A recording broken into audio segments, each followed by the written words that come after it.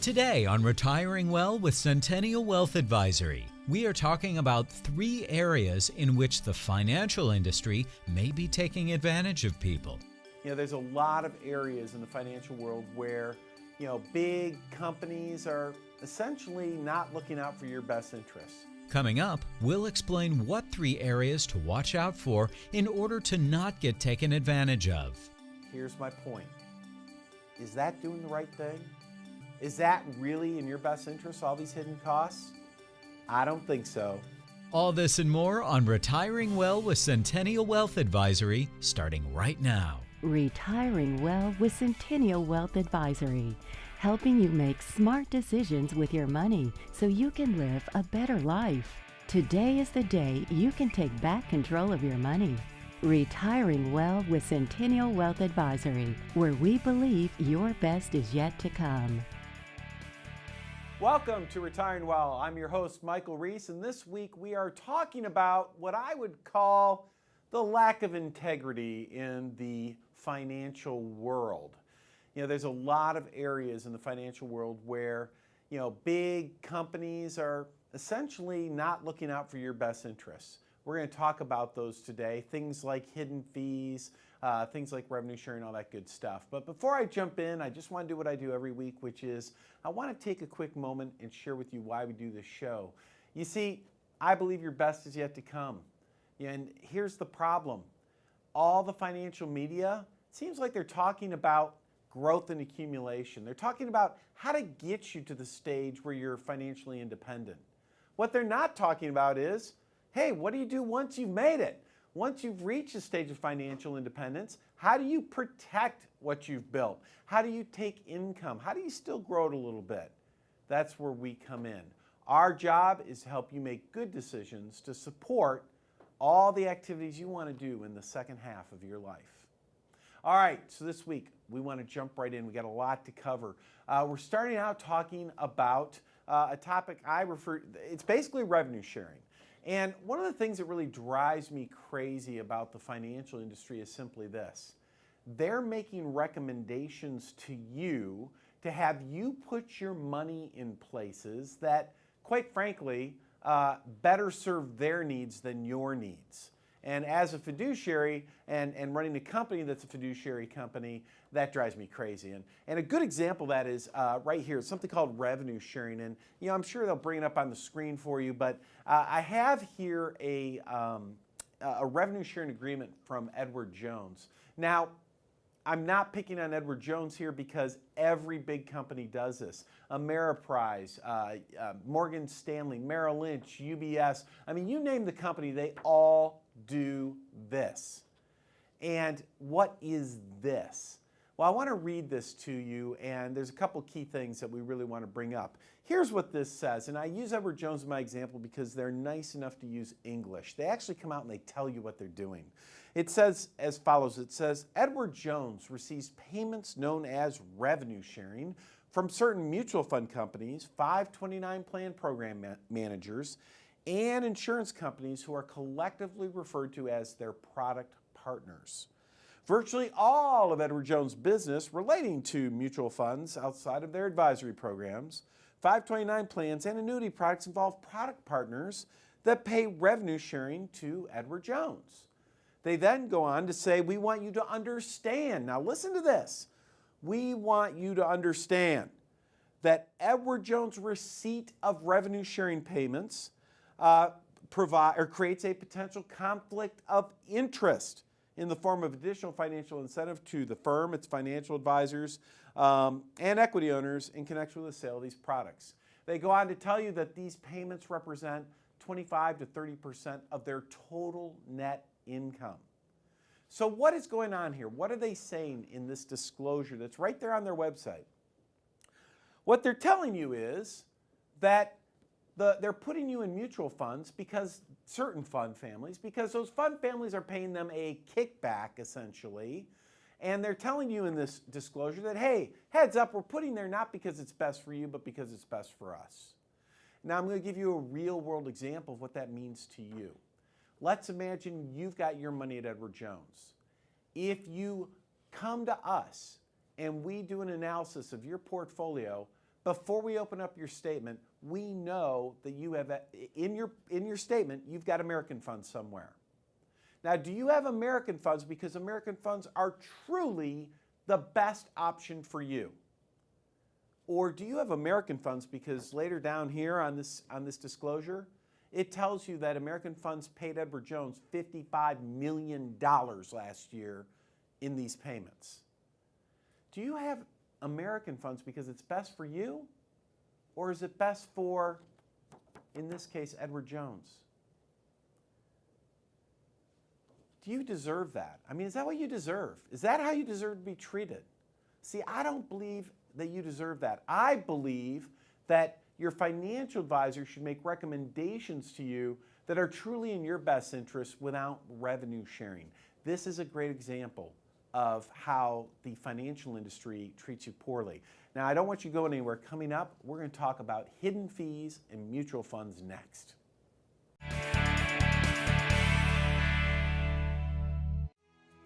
All right, folks, I want you to pay attention to me right now. I have a very special offer. If you are one of the first 10 people to call, and our number right here, 512-265-5000. If you're one of the first 10 people to call and you've saved at least $250,000 for your retirement, we will provide for you at no charge, no obligation, your own personalized retirement roadmap. In this roadmap, we help you take a look at where you stand currently with the risks that you're taking with your portfolio, the fees. What are you paying your advisors, both the fees you see and the fees you don't see? What about a retirement income stress test? Will your money last? We also run a tax analysis, a Social Security analysis. This is something you absolutely want. It tells you exactly where you stand with your retirement planning. It's absolutely free, no obligation, but you must be one of the first 10 people to call at 512-265-5000. Call now. Essential financial strategies for a comfortable retirement. Join the Centennial Wealth Advisory team for an informative and exciting presentation with complimentary gourmet dinner and learn how to protect your assets from market volatility, how to find growth and security in today's volatile market, how to prevent outliving your money, how decisions in Washington, D.C. are affecting your retirement, how to safeguard your assets from unnecessary taxation, the 4 ways to make sure your advisor is giving you expert advice, and much more. Choose the date and location that works best for you. Tuesday, June 14th or Thursday, June 16th at Trulux in the Arboretum. Presentations start at 6:30 p.m. and are free to attend with a complimentary gourmet dinner to follow. But seating is limited and fills quickly. Call 512-265-5000 or visit sen-wealth.com/events to reserve your seats today. There is no cost and no obligation. Don't miss this important presentation, Essential Financial Strategies for a Comfortable Retirement. Call 512-265-5000 today.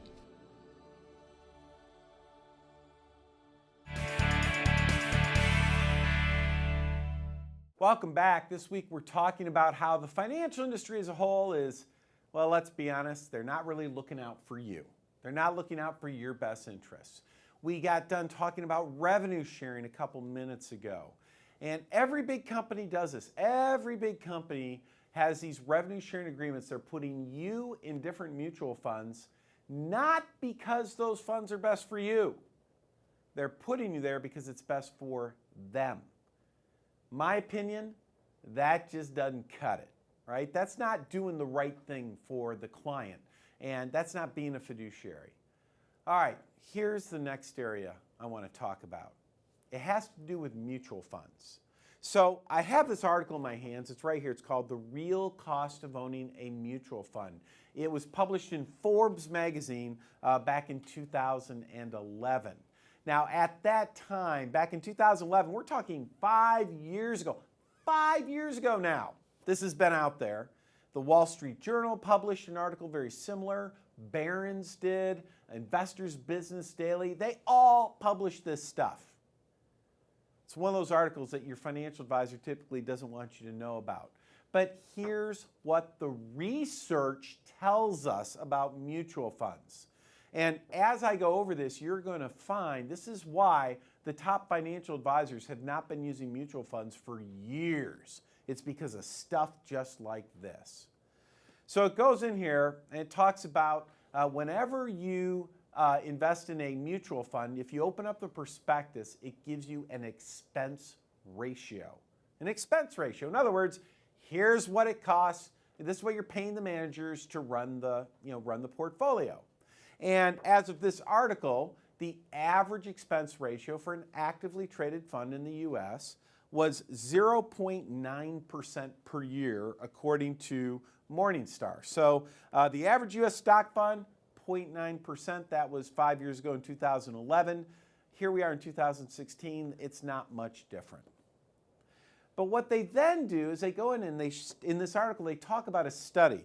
A study by Edelin, Evans, and Cadlick found that U.S. mutual funds average, now listen to this, 1.44% a year in transaction costs. Well, what are transaction costs? Transaction costs are when a mutual fund, they start the year with maybe 200 different positions, and over the year they sell half of them or more, and they buy new ones. It costs money to buy and sell these positions. And so there are transaction costs. Nowhere do you find that in the prospectus. In the prospectus, they tell you, yeah, it costs you 0.9%, but then they're charging you 1.44 in these transaction costs. And so you've got that going on. They then go on. They said, but that's not all. There's also, if your money's in an IRA, this doesn't apply, but if it's outside of an IRA, you have tax costs to consider. You have cash drag. Cash drag, what is that? They're charging you on 100% of the money you have invested in that fund. But 100% of your money is not invested. There's money sitting there in cash earning nothing. That's an expense. It's got to be taken account of. You've got soft dollar costs. We were talking about revenue sharing in the previous segment. That's a soft dollar cost. That's just one soft dollar cost. There's also ways that they spread money around to different research firms and all these different agreements that they have. Very, very murky stuff. You also might have an advisory fee. If you're working with an advisor that charges you an advisory fee, there might be a fee there. And what this article does in Forbes is it lays this out, and they say, forget about the advisory fee for a minute. What if your money's in an IRA? You have these mutual funds in an IRA, and the expense ratio of these funds is 0.9%. But then you're paying transaction costs of 1.44%. They say cash drag typically works out to be about 0.83%. You add it all up, this fund that you thought was costing you 0.9% a year is costing you 3.17 on average. If it's in a taxable account, you add on the tax costs, it's 4.17. Add on advisory fees, it could be more. Here's my point. Is that doing the right thing? Is that really in your best interest, all these hidden costs? I don't think so. You deserve better.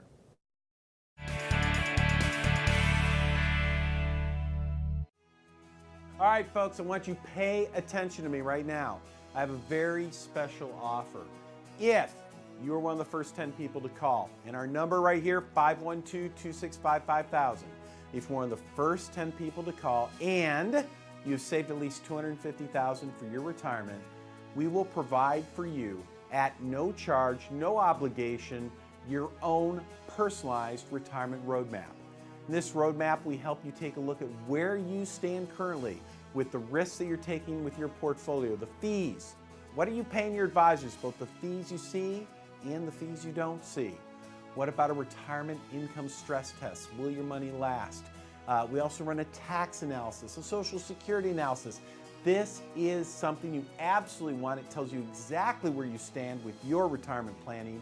It's absolutely free, no obligation, but you must be one of the first 10 people to call at 512-265-5000. Call now.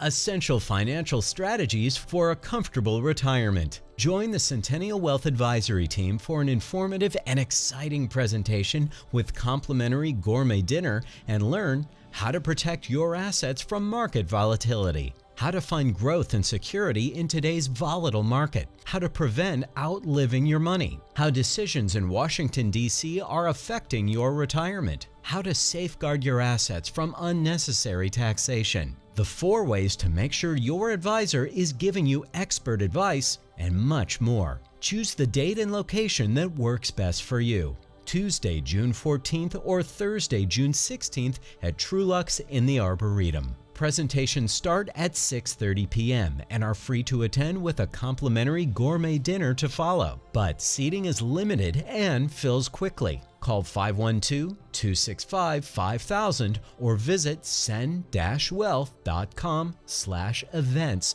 to reserve your seats today. There is no cost and no obligation. Don't miss this important presentation, Essential Financial Strategies for a Comfortable Retirement. Call 512-265-5000 today.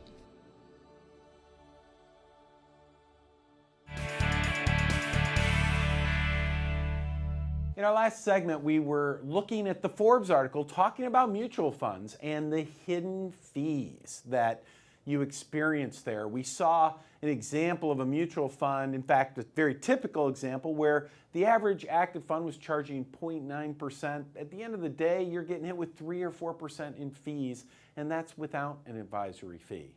Well, now we are going to turn our attention to variable annuities. And the reason we're doing that is there are trillions of dollars in variable annuities. Maybe you have money in variable annuities. And if you think there are hidden fees in mutual funds, holy cow, variable annuities take it to a whole new level. So let me give you an example of what's going on here. So first, I want you to think about this. Here is a portfolio of different mutual funds. And whenever you're in a variable annuity, you have a menu, just like a 401k. You have a menu of mutual funds that you can select from. So here we have all these mutual funds, and they're all giving you their expense ratio. Again, let's imagine it's 0.9%. And what did we learn? We learned that when they tell you that it's 0.9%, according to Forbes anyway, it's really not that number. It's really closer to 3%. So that's what you're really paying. But now you're in a variable annuity with these mutual funds. So in a variable annuity, and let's just pick another color here so you can see what's going on, there is another layer, another wrapper, if you will, of additional fees. And these are the insurance company fees. So the insurance company wants to charge you fees for things like M&E and administrative.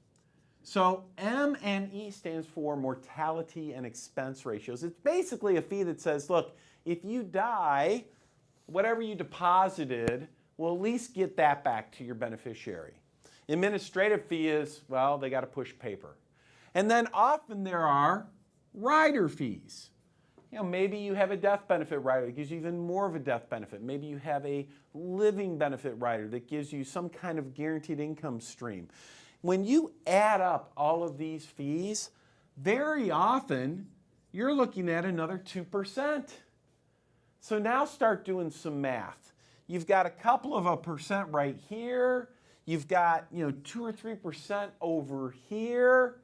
Before you know it, when you're in a variable annuity, 4 to 5% fees annually are not uncommon. Now you're going to see in the prospectus maybe 2 or 3% of those fees, but 4 to 5% are not uncommon. So let's think about what this does for returns.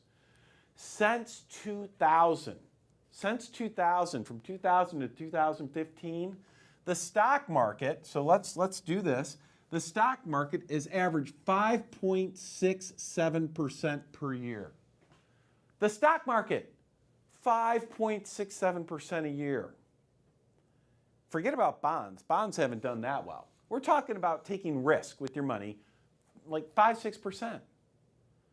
What happens and what kind of growth do you get when you're paying 4 to 5% in fees? Heck, what if you're only paying 3% in fees? What kind of growth are you getting when the majority of your return is going to fees? You know, we were talking earlier about how one of my biggest pet peeves about the industry that I work in, the financial industry, is that the big Wall Street firms, the big insurance companies, they don't treat you with integrity. In other words, they hide everything they can. They charge you like crazy and they hide everything they can. The last thing in the world they want is for you to know what they're charging you, because you know what they know? They know that if you knew you were paying 3, 4, 5% a year, if you knew that you were paying those kinds of fees, oh, what would you do? You'd fire them. You'd get out of that right away. Well, folks, if you're in a variable annuity, that's where you're at. I believe that you deserve the right to know.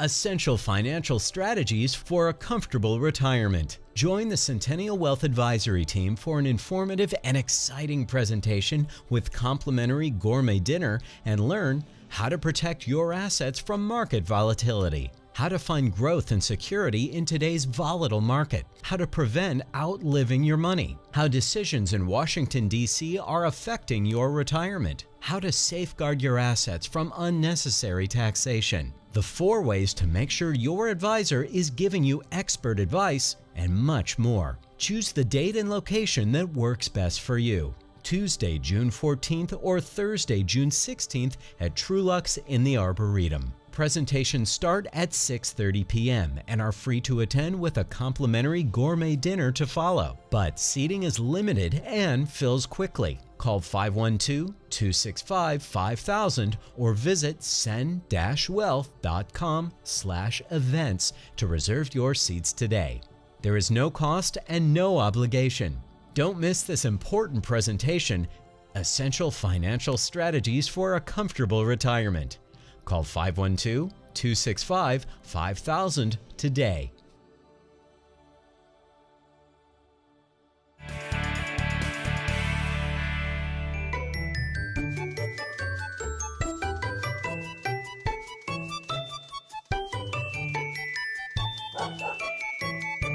Well, as you know, if you've been watching the show, I am now the proud owner of a Bernese Mountain Dog puppy. Her name is Banks.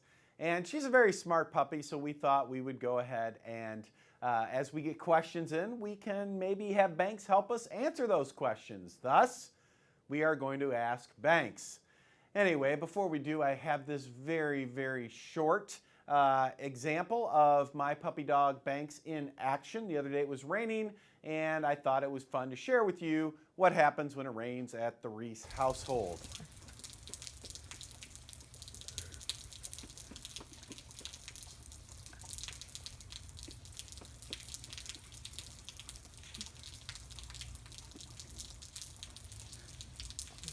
All right, pretty good. So Banks has learned that it's okay to drink the rain as it comes off the roof of the house, apparently. All right, so this week we are asking Banks about the Department of Labor ruling. We've gotten this question a lot in the office where if you've been watching the news, the Department of Labor has come out and they said, hey, if you deal with client IRAs as a financial advisor, well, you must be a fiduciary. Well, what does it mean to be a fiduciary? Well, according to Banks, my dog Banks, she says, Dad, it's pretty simple. Fiduciary means that you simply do what's in the client's best interests. And I thought, well, gee, Banks, isn't that what most people do? I mean, if you're in the financial industry, don't all financial advisors do what's in their client's best interests? Oh, Banks set me straight on that when she said, no, Dad, no, that's not how it works. How it works is that most financial advisors actually fall under what are called suitability guidelines. So, and that basically means that no, you don't have to really do what's in the client's best interests. Well, Department of Labor comes out. They say, all right, all you financial advisors out there, if you help clients with their retirement plans like 401ks or IRAs, you must act as a fiduciary. You must act in their best interests. Well, as you can imagine, the big Wall Street firms freaked out on that. They're like, whoa, we don't want to do that. We make a lot of money not working in our client's best interest. We actually would rather not do that. And they had, as my parents would call it, a tizzy fit. And so what happens is they start loading all kinds of cash through the lobbyists to Washington. And so when the final ruling came out, they get to call themselves fiduciaries, but they don't necessarily have to act like fiduciaries. So I have here a great article from Investment News, because, I said, Banks, how do I best describe this? And Puppy Banks said, Dad, just get that article in Investment News. Show them, tell them about that. So here it is. The title is Wirehouses Escape, here it is, the worst of the DOL fiduciary rule. And in the financial world, the word wirehouse, that basically means big Wall Street firm. And here's what it says. It says the 4 large brokerages have emerged among the least affected from the heaviest regulation to hit the financial advice market in decades. By the way, for those of us, our company, Centennial Wealth Advisory, we've been true fiduciaries for years. This new ruling by the DOL actually doesn't affect us at all. Why? Because we actually do things that are in the client's best interest.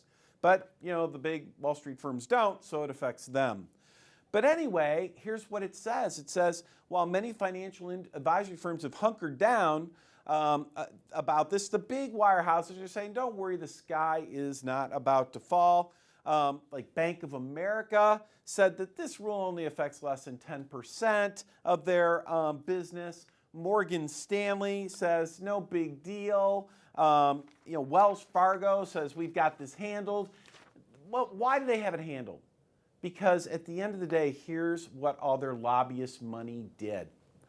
By giving all that lobbyist money to Washington, when the final rule came out, all these companies, the Department of Labor, they said, all these big firms, all that revenue sharing you do where it's really not in the client's best interests, you're using your proprietary funds, that's not in the client's best interest with all the hidden fees. It's okay, just keep doing it. It's cool, you can keep doing that, but we'll let you call yourself a fiduciary anyway. I mean, folks, come on. You know that that's not what a fiduciary is. They're just skating, as they always have. Puppy Bank says, don't be fooled. Don't let these guys take advantage of you.